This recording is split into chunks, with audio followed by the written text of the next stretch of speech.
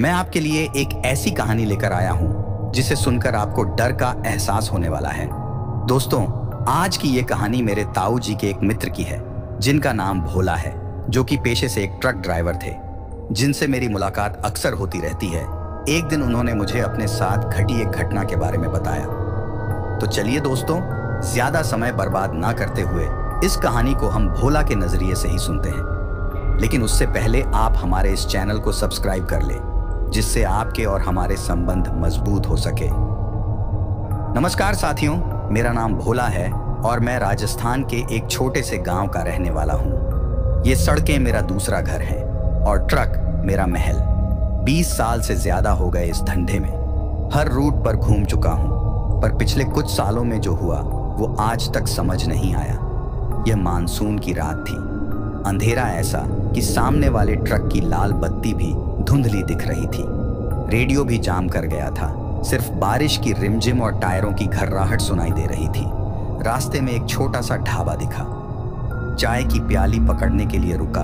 अकेला ढाबा, टूटी फूटी साइन बोर्ड पर गायत्री ढाबा लिखा हुआ। अंदर का माहौल और भी सुनसान। सिर्फ एक बूढ़ा आदमी बैठा हुआ, चेहरे पर गहरी झुर्रियां और आंखों में एक अजीब सी चमक। चाय पीते वक्त उस बूढ़े ने मेरे सामान के बारे में पूछा। मैंने बताया कि दार्जिलिंग ले जा रहा हूं। सुनते ही वो बूढ़ा अचानक बोल उठा, दार्जिलिंग बहुत खूबसूरत जगह है, मगर वहां जाने वाले रास्ते में एक गांव पड़ता है, मालनपुर। मैंने नाम कभी नहीं सुना था। मालनपुर कहाँ पड़ता है ये? वो बूढ़ा धीमे स्वर में बोला, बहुत दूर नहीं, जंगल के उस पार, पर वहां कोई नहीं जाता। सुनते हैं वहां। वो रुका, मानो कुछ कहने में झिझक रहा हो। मैंने जिज्ञासावश पूछा, वहां क्या होता है? बूढ़े ने चारों तरफ देखा, फिर कानाफूसी में बोला, कुछ साल पहले वहां एक भयंकर बीमारी फैली थी। पूरा गांव तबाह हो गया। अब वहां सिर्फ आत्माएं रहती हैं। उसकी बातों पर हंसी तो आई, पर एक अजीब सी सिहरन भी रीढ़ में दौड़ गई। चाय का पैसा देकर ट्रक में वापस आया। बारिश थम चुकी थी, पर हवा में एक अजीब सा सन्नाटा था। कुछ देर बाद गाड़ी की हेडलाइट में एक साइन बोर्ड चमका, मालनपुर 5 किलोमीटर। मन में कचहचाहट हुई, क्या वाकई ऐसा कोई गांव होगा?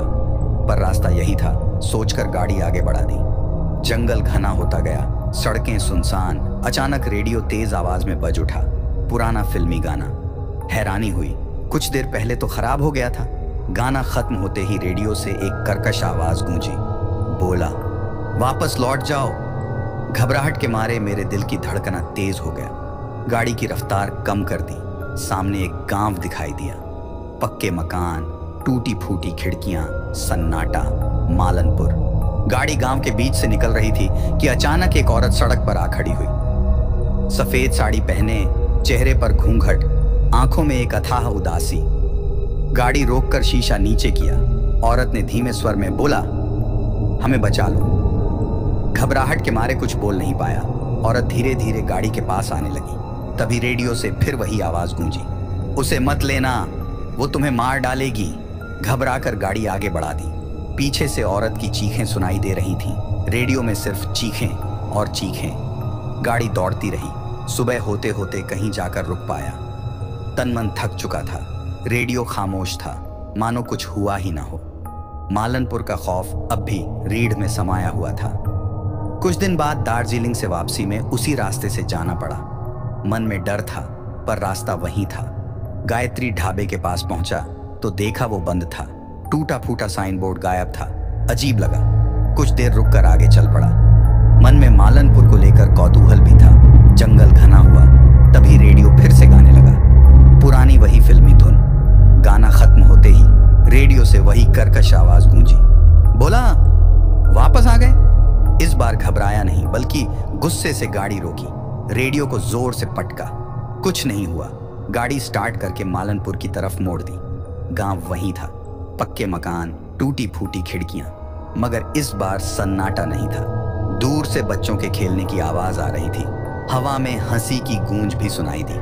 गाड़ी गांव के बीच ले गया। बच्चे खेल रहे थे, औरतें बातें कर रही थीं, बूढ़े लोग चाय की चुस्की ले रहे थे। बिल्कुल आम गांव जैसा माहौल। गाड़ी से निकलकर एक बुजुर्ग आदमी के पास गया। उन्हें मालनपुर के बारे में बताई वो कहानी जो ढाबे वाले ने बताई थी। बुजुर्ग आदमी ने धीमे स्वर में कहा, बेटा, यहाँ कोई बीमारी नहीं फैली, ना कोई आत्माएं रहती हैं। कुछ साल पहले यहाँ सड़क दुर्घटना हुई थी। एक ट्रक वाला रात में गाड़ी चला रहा था। तेज रफ्तार के कारण गांव के कई लोगों को मार डाला और फरार हो गया। तब से हर साल मानसून की रात को उस ट्रक वाले की आत्मा लौटती है। वो रास्ता भटकाता है, रेडियो में आवाज देता है और गांव वालों को डराता है ताकि कोई और उसकी गलती न दोहराए। मेरे पैरों तले जमीन खिसक गई। वो आवाज, वो औरत, वो गाना, क्या सब सच था? बुजुर्ग आदमी ने मेरा कंधा थपथपाया। बेटा, तुम डरो मत, तुमने कोई गलती नहीं की। रात को गाड़ी मत चलाना और रेडियो बंद रखना, बस इतना ध्यान रखना। गांव से निकलने से पहले मैंने पीछे मुड़कर देखा। बच्चे खेल रहे थे, औरतें बातें कर रही थीं। सब कुछ सामान्य था, मानो कुछ हुआ ही ना हो। लेकिन मन में एक खौफ अब भी बैठा हुआ है। मालनपुर का रहस्य सुलझ तो गया, पर क्या वो आवाज सचमुच खत्म हो गई है? ये सवाल आज भी मुझे रातों में सोने नहीं देता। कुछ महीने बीत गए, जिंदगी पटरी पर लौट आई थी। मालनपुर का खौफ भी धीरे धीरे कम हो गया। फिर एक रात उसी मानसून के मौसम में फिर वही रास्ता। इस बार मैंने सावधानी बरती, रेडियो बंद रखा, गाड़ी की रफ्तार भी धीमी रखी। गायत्री ढाबा फिर बंद था, साइन बोर्ड गायब, जंगल घना हुआ और अचानक हेडलाइट में कुछ चमका। वही साइन बोर्ड, मालनपुर 5 किलोमीटर। इस बार घबराहट नहीं हुई, बस एक अजीब सी सतर्कता जगी। गाड़ी धीमी करते हुए आगे बढ़ाया। गांव के पास पहुंचा ही था कि रेडियो खुद ब खुद चालू हो गया। पुराना फिल्मी गाना बज रहा था। मेरे हाथ पसीने से तर हो गए। गाड़ी रोकने ही जा रहा था कि रेडियो से वही कर्कश आवाज गूंजी, बोला, वापस लौट जाओ। पर इस बार मैंने गाड़ी नहीं रोकी, बल्कि रेडियो की आवाज को दबाते हुए तेजी से गाड़ी गांव के बीच ले गया। गांव वही था, पक्के मकान, टूटी फूटी खिड़कियां। लेकिन इस बार माहौल अलग था। सन्नाटा नहीं था, बल्कि चीख पुकार, आग की लपटें दूर से दिख रही थीं। गाड़ी से उतरकर दौड़ा। गांव वाले पानी की बाल्टियां लेकर आग बुझाने की कोशिश कर रहे थे। पूछने पर पता चला कि बिजली गिरने से आग लग गई है। मैंने भी उनकी मदद की। आग बुझाने में काफी देर लग गई। जब थककर गाड़ी में वापस आया तो रेडियो फिर बंद था। गांव वालों ने मुझे रात में रुकने का आग्रह किया, पर मैंने मना कर दिया। सुबह होते ही गांव से निकल पड़ा। रास्ते में सोचता रहा, क्या ये सिर्फ इत्तेफाक था या फिर मालनपुर का रहस्य अभी खत्म नहीं हुआ? आज भी सालों बाद ये सवाल मेरे जहन में घूमता रहता है। मालनपुर का रास्ता लेने से बचता हूं, पर कभी कभी मन में ये ख्याल आता है कि क्या वाकई वो आवाज खत्म हो गई है, या हर मानसून की रात वो किसी और को डराने के लिए लौटती है। शायद मालनपुर का असली रहस्य तो यही है। कुछ साल बीत चुके हैं। अब ट्रक ड्राइविंग छोड़ चुका हूं। एक छोटी सी चाय की दुकान खोल ली है। कभी कभी दूर से गुजरते ट्रकों को देखता हूं तो पुरानी जिंदगी की याद आ जाती है। मालनपुर का खौफ भी कम हो गया है।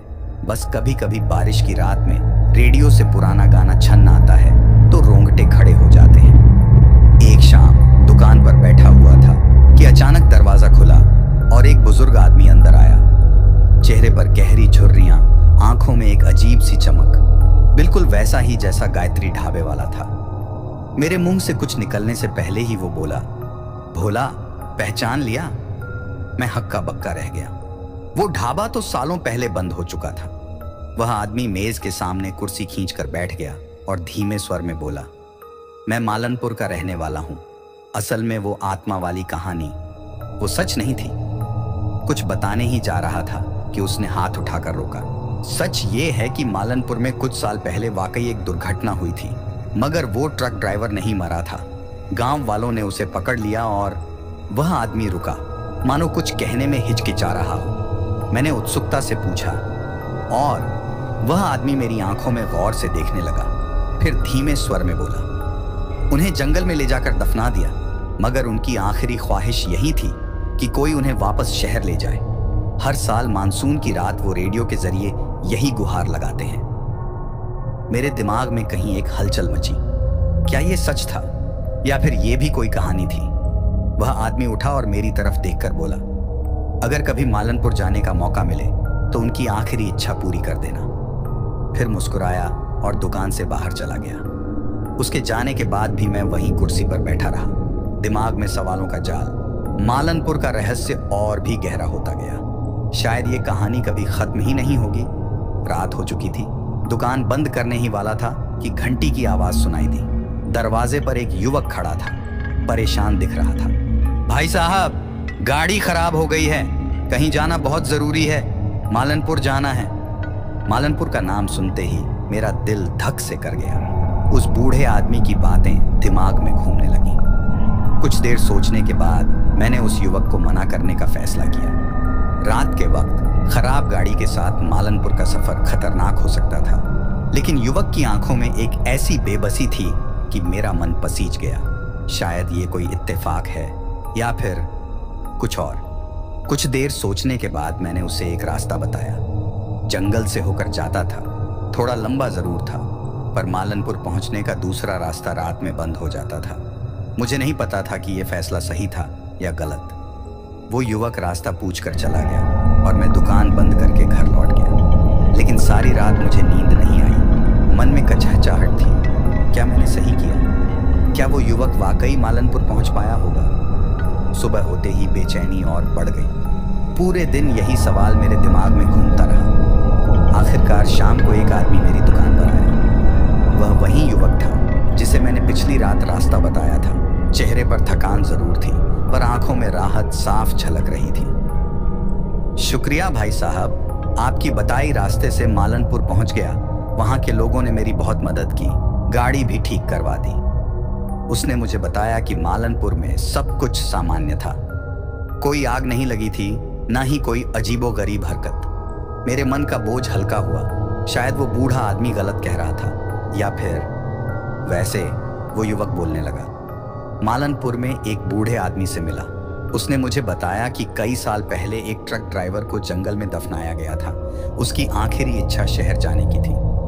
मेरा दिल जोर से धड़कने लगा। उसने ये भी कहा कि अगर कभी कोई ट्रक ड्राइवर मालनपुर आए तो उसे वापस शहर ले जाए। कुछ पल खामोशी रही।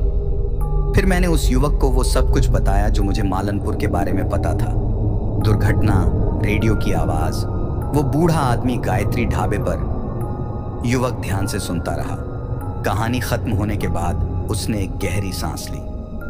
शायद, वो बोला, मैं ही वो ट्रक ड्राइवर था जिसे आप ढूंढ रहे हैं। कमरे में सन्नाटा छा गया। युवक की बातों ने मेरे दिमाग को हिलाकर रख दिया था। क्या वाकई वो वही ट्रक ड्राइवर था? कुछ देर सोचने के बाद मैंने हिम्मत जुटाकर पूछा, वो दुर्घटना क्या सच थी? युवक ने सिर हिलाया। उसकी आंखों में एक गहरा दुख झलक रहा था। हाँ, सच थी। शराब पीकर गाड़ी चला रहा था और उसकी आवाज थर्रा गई और कुछ लोगों की मौत हो गई। मैंने अधूरा वाक्य पूरा किया। वह फिर सिर हिलाया। मैं गाड़ी छोड़कर भाग गया। सालों तक छिपता रहा। गुनाह का बोझ। उसकी आवाज टूट गई। मैं कुछ कहना चाहता था, पर शब्द नहीं निकले। इतने सालों से वो आदमी इसी बोझ तले दबा रहा था। फिर मैंने आखिरकार पूछा, फिर एक रात सपने में मुझे वो लोग दिखे, वो मुझे माफ नहीं कर पाएंगे। ये जानते हुए मैं जी भी नहीं सकता था। तभी मैंने वापस जाने का फैसला किया। उसने बताया कि कैसे वो वापस मालनपुर गया। गांव वालों से माफी मांगी। उन्होंने उसे सजा दी, लेकिन आखिरकार माफ कर दिया। मगर रेडियो वाली बात? मैंने जिज्ञासा से पूछा। वह मुस्कुराया। वो मेरी तरफ से माफी मांगने का तरीका था। हर साल मानसून की रात रेडियो के जरिए मैं उन लोगों से माफी मांगता था जिन्हें मैंने छोड़ा था। अब सब कुछ समझ में आ रहा था। गायत्री ढाबे वाला, वो कहानियां, रेडियो की आवाज, सब कुछ उस आदमी के अपराध बोध और पछतावे का ही हिस्सा था।